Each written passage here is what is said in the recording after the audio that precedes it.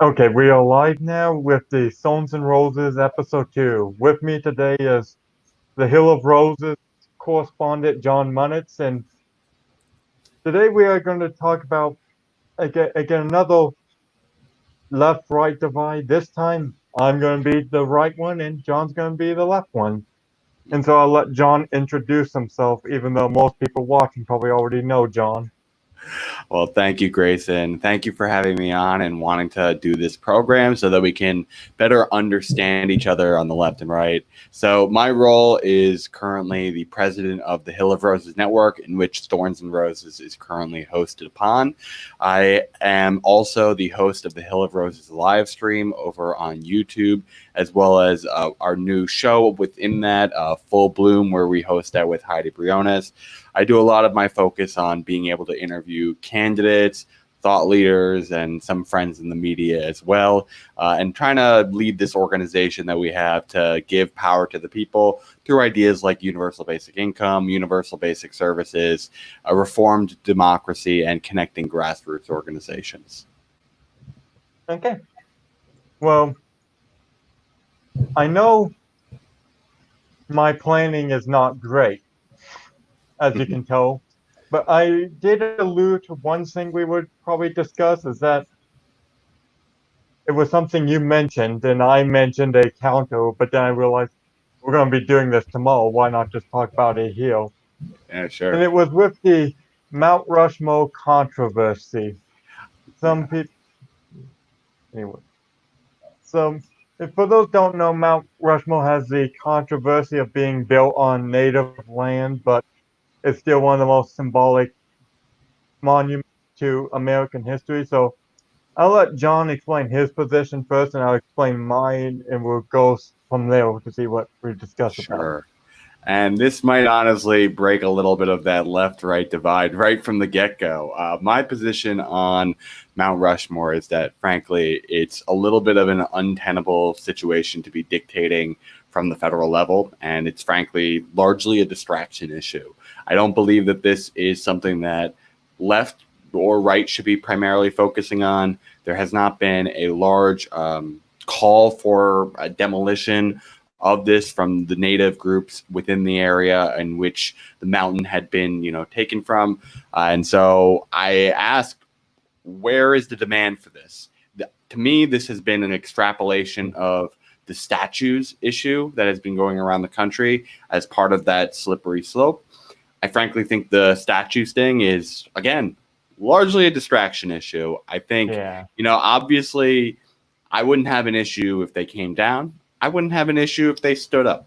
That's kind of my take on it. Obviously, I think there's different cases to be made by each statue, and some more legitimate than others.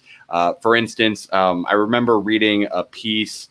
I think it was written by Sean King about how he wanted to have white Jesus statues taken down, and I found that very interesting in that it is a very different dynamic than some of these more Confederate statues that started the protests. I think there's more grounds for someone potentially having issue with the Confederate statues for two reasons. Like, obviously, there's the first of it being emblematic of secession and, frankly, what some would call being a traitor to this country and dividing this country further. And then there's the bigger point, which I think is more important, which is it usually lies on public grounds. The white Jesus statues are almost always on private property, and we should not be trying to tell people what they can or cannot have as like statues on people's property. It's their property. They should get that right to decide what they want to have on that.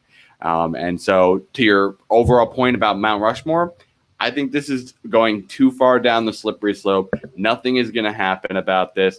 And frankly, I think it's something that Donald Trump is bringing up as an issue to kind of say that we're pushing for that, when it's maybe it's like 2% of people, maybe even that are calling for that. It's such a fringe minority that he wants to point to this and say, like, look at how crazy these people are. So, like, largely, I think he's just straw manning what the left believes in and prioritizes.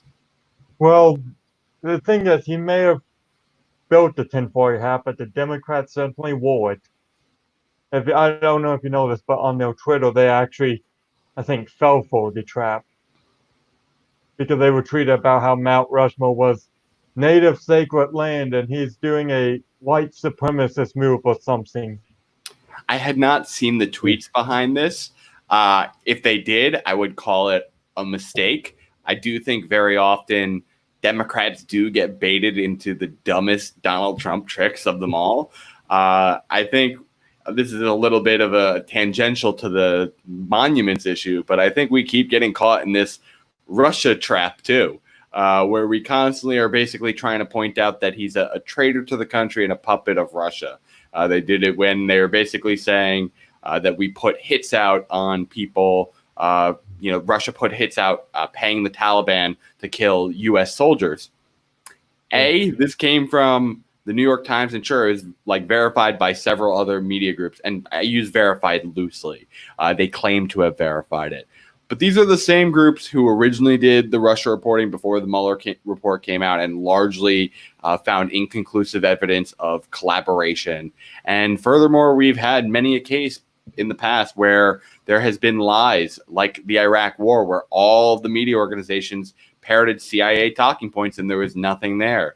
And furthermore, at this same time, we had been, frankly, how do we want to call it? Like, we were in peace negotiations with the Taliban at the time, and we were actually looking to withdraw 4,000 troops from Afghanistan. Not the full amount. We would have had some troops remaining, but pulling more troops back home is a good decision in general, in my opinion, for a war that we don't have a very clear cut what's the end goal right now. We've just been an occupying force for, I think it's 19 years now. And so I ask, why did the timing of this story come out just now? Why did the sources within the reporting have to be anonymous? Why do you think the Taliban, a group that has been hostile to us for a very long time, needed to be paid by Russia to attack our troops? I think there's a lot of phoniness in this story. And I ask yourself, maybe if you're a military family, maybe if you have that true cut, patriotism garb, but in your day-to-day lives, how often do you think about Russia, the Taliban, if you're an American? Especially during this COVID crisis where so many people have been hit economically and they have domestic concerns instead of foreign policy concerns primarily on their minds right now. I think these are largely distraction issues, and it's sad to see how Democrats have become increasingly over time, when they've been the out of office party, become war hawkish under Trump, because Trump, he is a little self-serving. I don't think he has a very clear-cut foreign policy strategy, but he does often, because he kind of is pretty good at reading a crowd sometimes. Anti-war sentiments are popular, especially when it's anti-interventionism. And so he tries to pull out when he can. I remember this whole big scandal of John Bolton's book that had come out that kind of revealed some of this stuff. The main reason Bolton even writes in his book why he left the Trump administration was that Trump was not willing to use drone strikes that would have killed a ton of civilians in the handling of the situation with Iran. So it's definitely been a bummer seeing the Democratic Party further and further embrace the military-industrial complex. And that's why, I would consider myself left. I wouldn't say like an ideologue of the left, but I understand some of my policies do stray left. And I would not say that the Democratic Party as a whole represents the left, even though I understand to most people it's perceived as such. Yeah. Well, I would say that the Republican Party isn't really representing the true right either. It represents the economic right, the Rockefeller Republicans, the Larry Hogan's and John McCain's, but it doesn't really represent the family-centered conservatism that you often get in Europe. Because they're mostly, I wouldn't say they're economically left, but they're more economically neutral. They'll take policies that are considered socialist, but just add a little conservative twing on them, and suddenly So that's the thing. I think Republicans are too much into this economic capitalism to represent the family and culture of the U.S. because that's that's my complaint with the Republican Party. Yeah, I do think that makes some amount of sense. Like, when I remember when it came down to the 2016 election, and demographics may have changed from each election cycle, but what kind of empowered Trump was that he was actually able to secure more of a working class base than Hillary had during that election cycle. And it's because what did he focus on? He said that things were not working particularly well. He said that we had to make America great again because, we did have, like, by traditional metrics, an economic recovery under Obama after the 2009 crisis, but economic inequality was further exacerbated because of the way he structured that recovery plan. Many people lost their jobs from automation. Our infrastructure around the country was crumbling. And he had basically scapegoated the lack of wage growth that we had been facing as a nation due to immigration. And so I think there are some other impacts that have also led to wage stagnation, but he gave this very working class message of, you're getting a raw deal right now. America is crumbling. We need to get to work rebuilding it. And that is a very right-wing populist message. He even kind of went heterodox on some issues. For the longest time, the Republican Party embraced free trade, and he embraced instead fair trade. He was anti-NAFTA. He was anti-TPP. He wanted to get a new deal that would be more fair to Americans. And I think that is a large part that made a lot of people go to him, is some of these these heterodox positions. He was anti-war on the campaign trail. He called, what was it? I think it was not George Bush, Jeb Bush on the campaign trail, like the brother of a warmonger. He essentially asserted that he wanted to replace the ACA with an actual universal health care plan at points, and that he was going to lower drug prices. Like, these are things that traditionally don't really fall within the Republican Party, but he kind of transformed them. And then when he got into office, what did he do? He largely became a standard issue Republican again. Yeah, well, I mean, I do think the thing is, right now, he's probably not going to win Yeah. because, I've said that there are three things he has to do to win. One is he has to do anything he can to get out of Afghanistan. That would boost his numbers at least a little. Mm-hmm. Two would be to actually sign some of those infrastructure projects he keeps Oh alluding yeah, to. slap his name on something. I am honestly surprised, of all things that he promised, that was one of the things he missed. Because Trump loves to throw his name on stuff. He has all these buildings and enterprises. Infrastructure would have been one of those things. If you told me Trump fixed our crumbling bridges and dams and all that, and the cost of it was that he put his name on it, maybe we call that a win. We need those fixes anyway. Yeah. And then the third one is that with the stimulus is that if he did allude to making the stimulus bigger. It was like, oh, I'm gonna make it bigger than $1,200. I'm Trump. Everything has to be bigger with me. And so if he makes it big enough, I think he could, in theory, use those three policies at the debate with Joe Biden. He's probably gonna he could use that to get himself a victory, depending on. Yeah, and I think he had opportunities on other issues, but I think he's kind of shot himself in the foot a little bit. I think he could have leaned a lot heavier into criminal justice reform had he kind of embraced the protest moment. Because, under the Trump administration, they passed the First Step Act, which had reduced a lot of the nonviolent offenders' lengths of term, and some people fully got acquitted from that. He had several people he cleared on nonviolent drug offenses. And then when you compare that to Joe Biden's record, well, he's the author of the crime bill, the 1994 crime bill that increased sentences on a lot of these issues and had disproportionate rates for drugs that were primarily used within the African-American community at the time. The crack cocaine disparity put people behind bars for 30 years often at times, compared to cocaine, I think, was 10 years as part of that. And frankly, it gave more grounds for this war on drugs, which was started under the Nixon administration solely as an excuse to try to lock up black and brown people.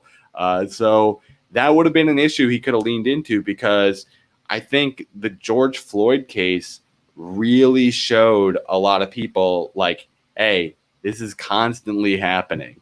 Like, this is we need to like handle this once and for all. And he could have even leaned in on a different strategy. Like, he makes it about like how it's almost like this racial tension. It's only like black people causing this chaos. He could have kind of went the other way and said, okay, this isn't just black people being killed by this, but we still got to handle this. Like, here's a case of a white person who's been killed by the cops. Here's another person who's been killed by the cops that's white. He could have like kind of took that strategy that would have fed his base while also kind of like placating the people who want change, because he could have been still championing criminal justice reform. And like his executive order was like, I don't think it went far enough, but it showed that he's at least willing to try to do a little placation on the issue. I think he can go further, and I think some of the things that he's proposing don't exactly have teeth behind it, or are, truly gonna handle the root issue of like violence from the police. It's like kind of here and there, but yeah, that's a big missed opportunity in my opinion, because he already showed signs beforehand. Like, imagine, like, Joe Biden still is not on the position of legalizing marijuana. That's a very bipartisan issue right now. Trump, if he legalized weed right now, he would get a lot of independents going his way, frankly. Yeah.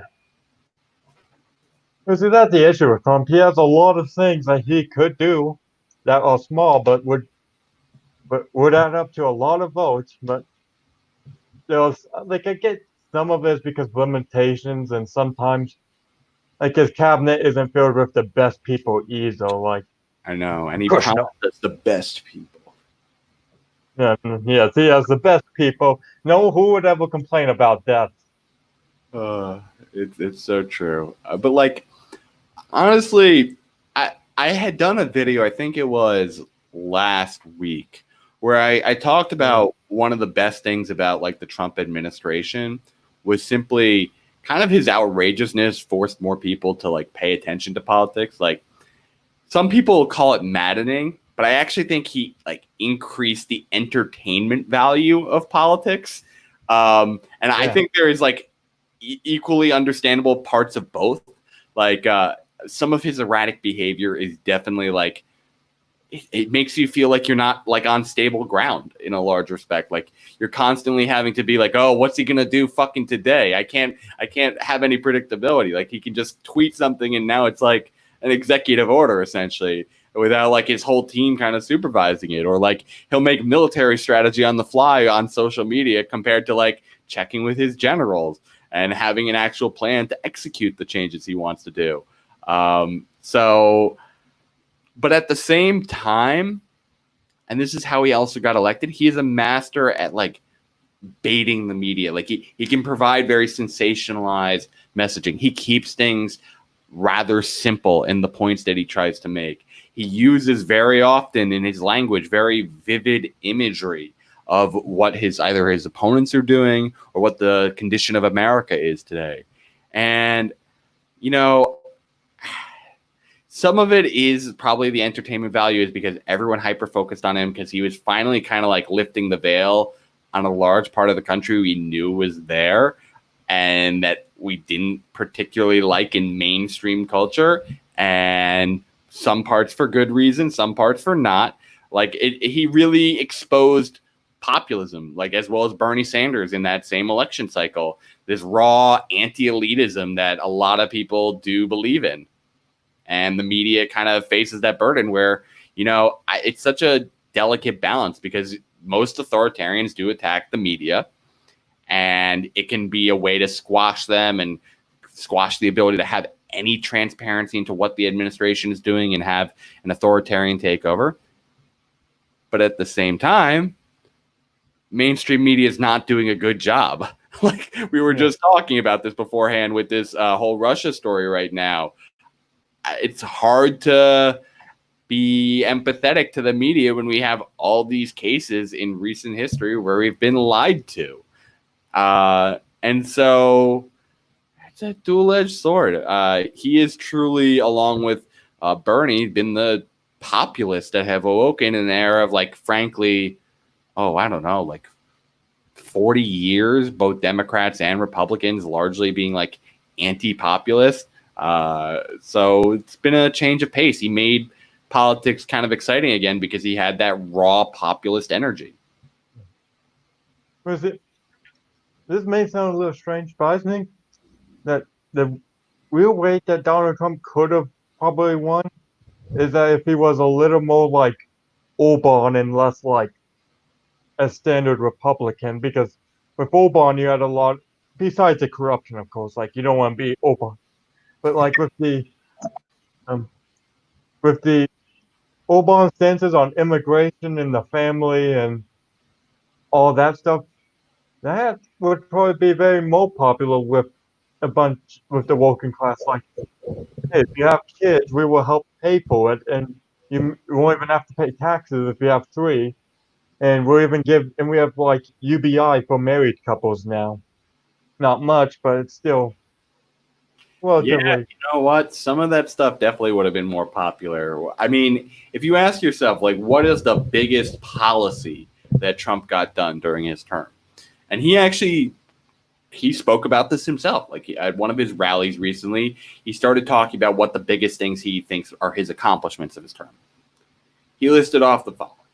He listed off 1, tax cuts and deregulation. 2, all the judges that he got. 3, he listed the privatization of the VA. 4, he listed the building of the Space Force. Like, it's just, to me, are those the things that are going to sell? Like, I don't know about you, but, like, did you care much about the Space Force getting built?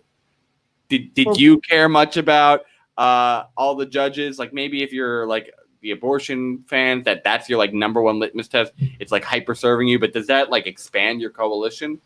Maybe the Space Force adds like, I don't know, the 20-year-old nerd demographic.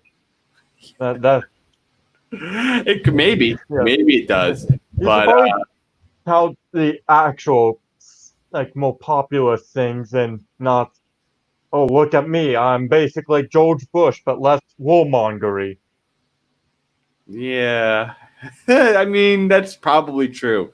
George W. Bush was definitely a little bit more warmongery, and I think, frankly, the only reason why like this like never Trumper faction emerged is that people just wanted the veneer of professionalism that covers up like the whole corruption issue, and Trump is a little bit too honest and brash for his own good. Like, he lies a lot, don't get me wrong. Like, I'm not trying to say that, but like for the stuff that they traditionally want lied about, he's a little too honest. And the things that they would want honesty on, he lies too much. So they kind of have that backwards. It's frankly, whenever I look at like most of Democratic leadership, which tends to be a little bit more like liberal and moderate compared to like progressive in nature, they always hyper focus on one thing: Trump the person, not Trump the policy. They're basically allergic to attacking Trump on policy. But Trump the person, they hate so much. And you know what? Trump is a shitty person. Don't get me wrong.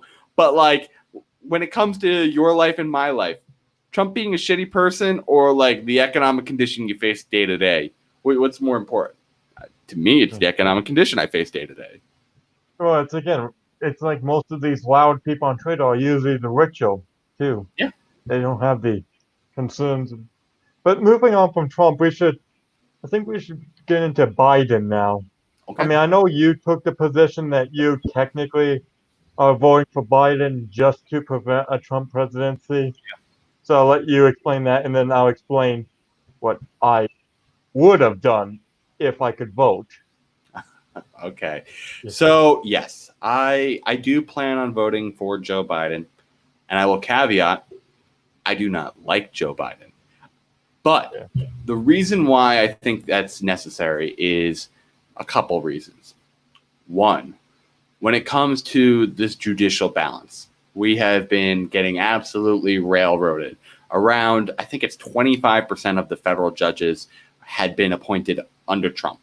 And they were not like some old heads, experienced people who are good judges. They're very hardline young judges that'll be there forever. And so we got to kind of protect balance on some of these issues in the courts. Two, climate change is a real thing. It is not a Chinese hoax. I don't think Joe Biden goes far enough on his issues of how to address it, but he acknowledges it's real. He would try to reaffirm some of our previous steps in getting back into the Paris Climate Accords. So I think that is a beneficial move. Third, economically, we will see how much this is real. But what Joe Biden advocates for is increasing union power. He believes in increasing wages through the minimum wage. He believes in helping reform bankruptcy law. He believes in helping provide college to those that are making under $100,000 a year. He believes in protecting the ACA and expanding it with a public option. While Trump attacked the ACA, repealed the individual mandate, and is trying to gut it as much as they can by cutting funding to it. There are a variety of issues where I believe that he is going to be a better arbiter. When we talk about, let's say, oh boy, it's sometimes hard to fully like grasp Biden, but like foreign policy is an interesting one. As much as I actually prefer Trump's approach to how we interact with adversaries, I don't particularly like how we act with our allies. We need to be getting them together to make some more collective solutioning when it comes to, as I mentioned before, climate change, but other issues like when it comes to technology. We should be having universal standards by our allies of how we treat data rights so that when China is bullying us in terms of intellectual property, we have a collective coalition that can sanction them for those acts because we've set up standards and China failed to join them. So I think he being a better ally can be a beneficial relationship. Then, I mean, there's just kind of a how do I want to say, like a leadership factor. I think Biden largely, like if he acted like Trump did and said, I alone could do this, he would fail harder because I don't know if he's all there. But I actually trust the people on his team a little bit more than I trust Trump's people, because a lot of that was just his donor base. They weren't people who had actual expertise in the areas they were supposed to serving in. Like, here's a great one. A lot of people get concerned about Betsy DeVos. There's I don't like Betsy DeVos. I would not have voted for Betsy DeVos, but she at least worked in education. Just she did charter schools. But then you have to ask yourself, what's Ben Carson doing in HUD? The dude's a neurosurgeon. Why is he running our housing administration? That just doesn't make sense to me. There are different parts of it where it's why is this person the one who's managing this thing? And I think Biden would at least bring a more competent cabinet to the office. I also think there are some cultural reasons. I acknowledged this beforehand. Deeply political individuals will recognize that the Democratic Party is not particularly left. But when you talk to deeply political people, they believe it is. And they believe that Joe Biden represents the center left. I would say he's frankly either a centrist or even a little bit center right on some issues. When I'm looking at a more global scale, and maybe it's unfair to just compare it to the industrialized nations like some of the European countries, but I think most people acknowledging or thinking that he is left helps us elect even more left ideas further on, compared to reaffirming that America is as right as Trump is. I think that is a big signaling thing that we can make more progress if we go closer to the center than where Trump is towards the far right. Yeah. Well, I've always been mixed. For one, if we do get rid of Trump, then that means the Republicans may actually have to do something populist for change to actually win back the House and the Senate. But on the other hand, is that Well, you say Biden is center left, is barely center left. It Well, it's no, I almost say he's perceived as that. I said that well, I yeah. think he's center It's right. just, it depends on the nation you're talking about because in Croatia he's no doubt center left, and in Hungary he's definitely center left. Slovakia, Yeah, exactly. It does vary. I agree with that. yeah. But the issue I would have with Biden is that I think he is simply just too weak to would be too weak as a leader, and again, some of the people who might pick may just be a bunch of corporatist Democrats who, if they themselves don't even like, and also if you let that perceive as the center left, then I'm right wing, so I wouldn't mind that being the center left. But if you are left wing and you let that get perceived as the center left, then your ideas by comparison are going to be considered far left if you really think about it. And also, oh, again, the thing with Biden is that this is coming from my right wing perspective is that I just don't on social issues. I think he's just too liberal. Yes, I get that he did a lot of non-liberal things back in the '80s, but that was like Biden. That was like the Democrats in the '80s. This was back when they actually had to go conservative on some issues to actually win. And now it's Democrats in 2020 when they reject ideas they had 8 years ago. Like one of the issues that they rejected that in 2012 they said that amnesty would be granted to few people and this would take a long time. Now they'll basically had to move to the left of that. And now if you support that, that's considered a moderate position. So they definitely went more left on social issues, and that's something I particularly don't like, frankly. I'm a very conservative person on social issues. Like, yeah, I'm not one of those, the gays are bad, but I'm like, maybe we shouldn't make abortion like the number one issue that faces America, given that the chance of actually repealing Roe v. Wade, first of all, is very unlikely. Sorry, we have some loud a-holes outside. And I do agree with you on, but like on abortion not necessarily being the top issue. But I ask you, who's been the one prioritizing that? It's been the right wing. They're the ones who have been trying to stack the courts and make it a single issue, like litmus test for a lot of people. You must be anti-abortion if you are a Republican. I think liberals are simply trying to protect this because there's been, as I mentioned beforehand, such a stacking of the courts. And we had our own Supreme Court judge denied during the Obama administration, not even put up for a vote, just simply stalled out. And so we feel like there is an attack on our court system that will inevitably enable further like decreases for abortion access. And, I generally like the old phrasing that abortion should be safe, legal, and rare. I do think the people that exclude the rare part are making a mistake. We should be not wanting abortion if we can. But people who want to make that choice because they are not capable of having a child or they're facing health complications should be able to have that. And the government should not be in the way of them being able to access that. I know, frankly, they recently had a court case that had that exact ruling down in Louisiana. And surprisingly, I'm honestly shocked, given that we did have some court stacking.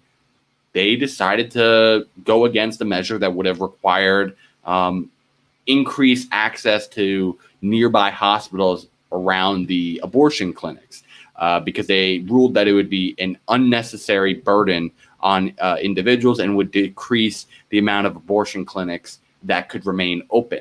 And so I believe that we're just trying to protect Roe v. Wade and not try to have it be like killed simply by putting too many annoyances on it for people to be able to just access the service. Because the alternative is abortion continues to exist and we use unsafe methods for administering it.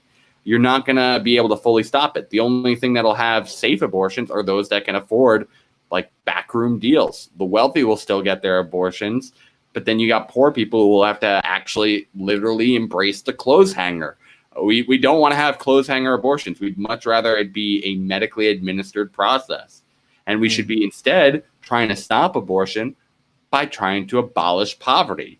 Because the biggest reason people go and have abortion is because they're too poor to have a kid. And also, we should be repairing our foster care system because that has not been producing the results that we want out of it. It's being overburdened and it's been underfunded. We should also be addressing healthcare. Do you know how freaking expensive it is to carry a child to term and then go to a hospital and give birth to the child? On average, it's around like $9,000. Like, that's very unaffordable for most Americans who couldn't even afford like a $400 emergency if it came up. The best way to stop abortion is to make sure people have the money to take care of children. We should also maybe have increases of adoption credits. We currently have tax credits that are given to people who want to consider adoption. I frankly don't think there are enough. Like there's a variety of ways we can do it without just saying, "Yep, abortion's illegal now." Sorry, that's the way it's got to be to stop it. I think you have to try and get at the underlying reasons of why people want to have an abortion in the first place. You got to increase sex education so you have less unwanted pregnancies too. There's a lot of other ways I think you tackle that issue.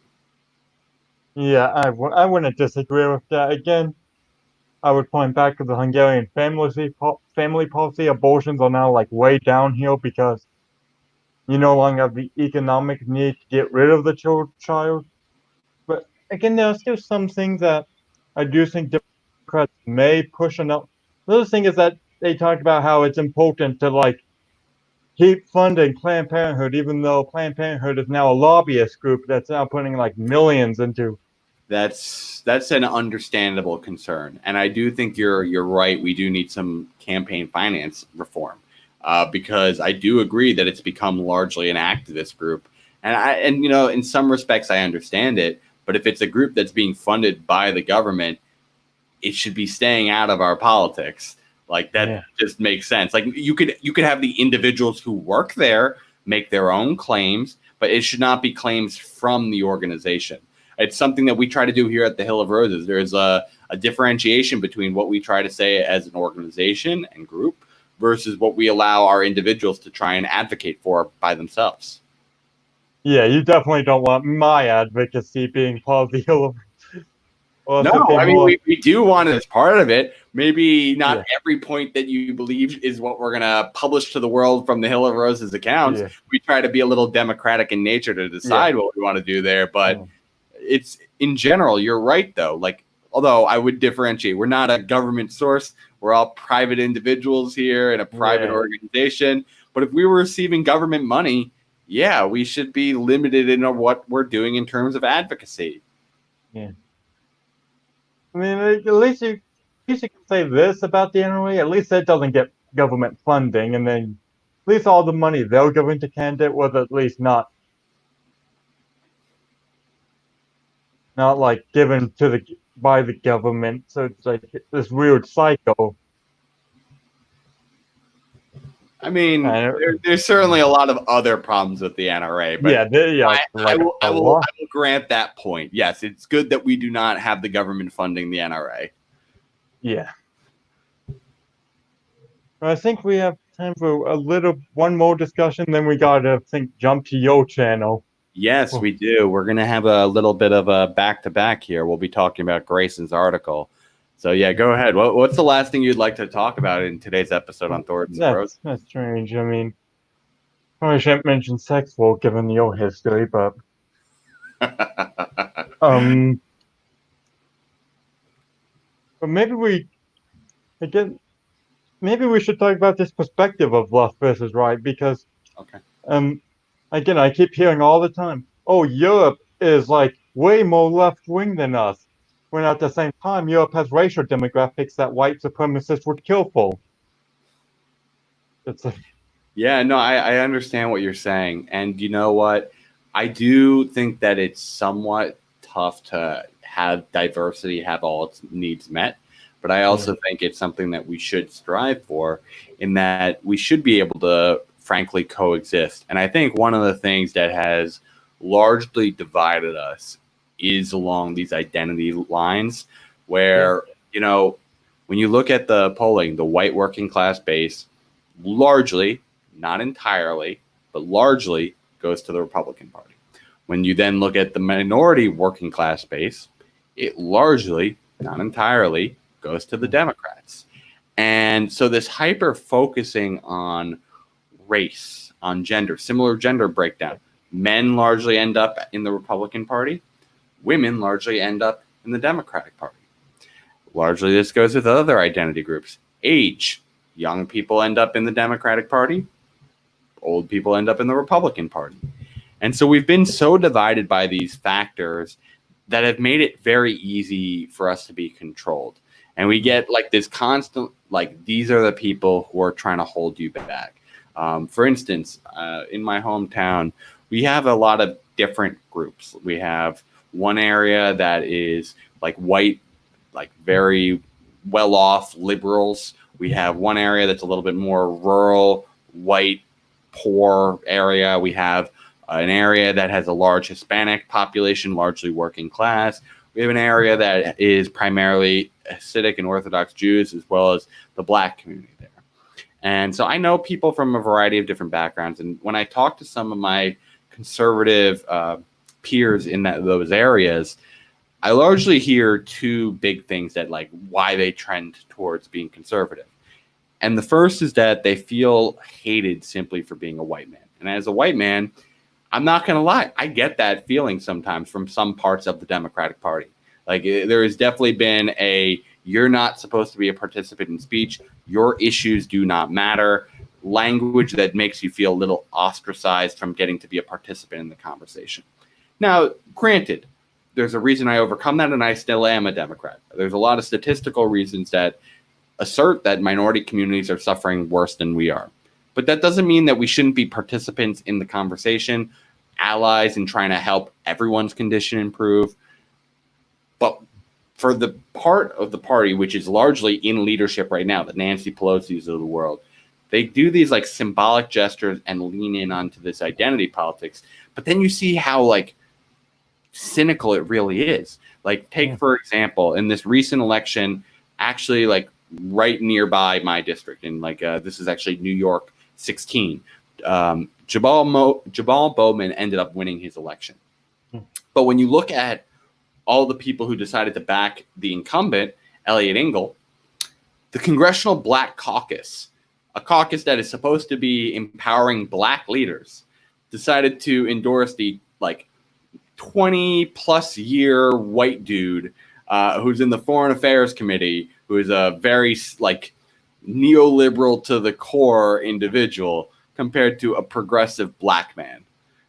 And so it's like the facades break down so quickly when you start looking at like, well, is it really you're just weaponizing this to push a different economic agenda, and you're using this as like tokenism to make you feel like progress is being made when really underneath the surface they're constantly doing the same status quo? And so there's been a lot of this cynicality. And then the second thing that the conservative friends that I have from my hometown usually will talk to me about is that like Democrats want free everything. And that frankly, the free everything is primarily minorities who want to be just on the welfare system so they don't have to work. I think this is largely in part due to the flaw of embracing means testing. They're not feeling like they are being included in the pie. And frankly, we also try to ease the scale with things like, affirmative action, where it's just saying these are benefits strictly for this group. It's a them versus us type of situation, compared to when we embrace more universal solutions, which is what I try to embrace, which makes them receive the benefit from the government as well. So it's like another thing that we also get distracted by is like this hyper partisanship, where it's like, you know, these people normally stand for certain values, but if the other side does it, suddenly we feel like we got to oppose it a lot of the times. Like, I always find it funny, like the rebranding exercise. Like, I heard from many a friend, like the ACA, oh, I love that. It helps me pay for my health care. It has flaws, sure, and it could be better, but you know what? It's better than having nothing. But then they'll say in the same sentence, like, but I hate Obamacare. And it's like the same thing.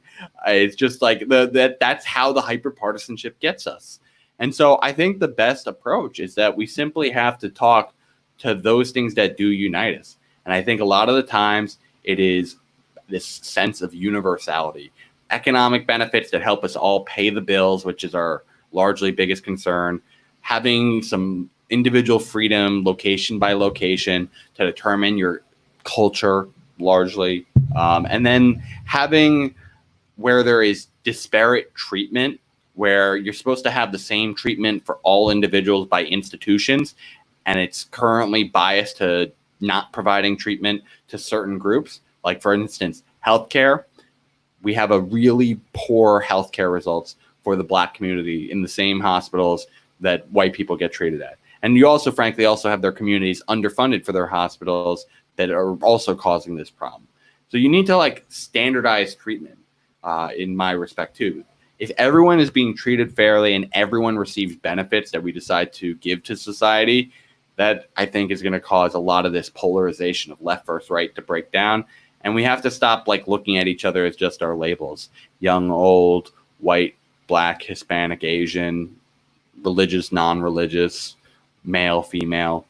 We all have a little bit of this class problem that we frankly need to have. And it's not that all people who are wealthy are bad. No, I mean, it's just it's a few of them, and they have a lot of power to influence the system, because we have a really shitty democratic reform process in place where we have money in politics drowning out our voices from being heard, and is the main way that these politicians get elected. The candidate who has more money in a race ends up winning 91% of the time. Yeah. So what are you going to do? We're being divided on so many factors. And I think universality is the biggest thing that we can embrace to heal that divide. Oh, well, I'll finish my point and then we'll wrap up. The one thing is that I'm not sure if universality can fix all partisanship because, it's just in Europe it hasn't been partisan for a long time, but then suddenly the refugee crisis hits in, and now suddenly we have Le Pen versus Macron and all. Because in like Europe, identity politics is more of a right-wing stance, with the exception of like Britain. And I mean, it's kind of strange though that in like some of the nations that are perceived as the most right-wing nations, they're actually less partisan simply because they have simply because they've always held this belief, versus in Western Europe where it's always been like a more divisive issue. I don't know if I make much sense there. Feel free to try it again if you don't feel like you did. I'll just say this: it's like the European conservative and reformists, as well as identity and democracy, are clearly on the rise. Right now, the coronavirus rally behind the flag effect slows it down slightly, but after this is over, it's going to. And I imagine this is actually going to shoot up faster after this, because, especially in Italy, some Italians are going to be thinking, wait a second, this came from China, and the current government wants closer ties to China, but this guy doesn't want closer ties to China, so we'll go for the Salvini. And in Spain, they're going to be like, wait a second, the government wants close relations to China, Vox does not. Let's go for Vox. And it can be a domino effect. Like right now, most populists are in government are like Poland and Hungary, not very influential nations. But if a domino effect happens like Italy or France or Spain, that's going to make populism in places like Germany, Netherlands, and Sweden expand. Yeah, that's an interesting point. And I think one of the biggest things that I do fear with that is you're right. I do think that there is like more and more urge for these like populist tendencies. And I do think that they're very understandable when we have had such widening gaps in our economic condition, and we've been given these easy scapegoats to point to. I think the biggest way you have to address that is you have to find other forms of populism to embrace, or basically left or like even more down the middle, like populism. It doesn't have to be like ideologically attuned, but like, yeah, it's time to kind of clean up these corrupt institutions. It's time to do what the people have been begging for so long and feeling ignored. I have no problem with basic populism because I think populism is very connected to the idea of democracy too. Populism in its root form is just a political approach that, you know, strives to appeal to ordinary people who feel like their concerns are being disregarded by like an established elite group. And guess what? There's a lot more of us commoners than there are elitists. They just have more power right now because money is a big form of influence over our governments. And so we're supposed to have an equal say in our votes, but we just don't feel like it's ending up giving us dividends of results. And so I think we do need to embrace populism from either the left or the center to be able to combat this right-wing populism, because they're right. The right wing right now is gaining power in way more than just America. It's now gaining power in Europe. It gained power in Brazil, most recently, Argentina, Chile. And so we have to ask ourselves, the new world order is coming. What are we going to be trampled by it and let it be owned by the right? Or are we going to kind of innovate? And I think we're going to see maybe a little bit of a return to normalcy under like Biden potentially. I do think he's primed at this point to be able to defeat Trump. But I don't think that means that the Trumpism phenomenon is just suddenly going to go away.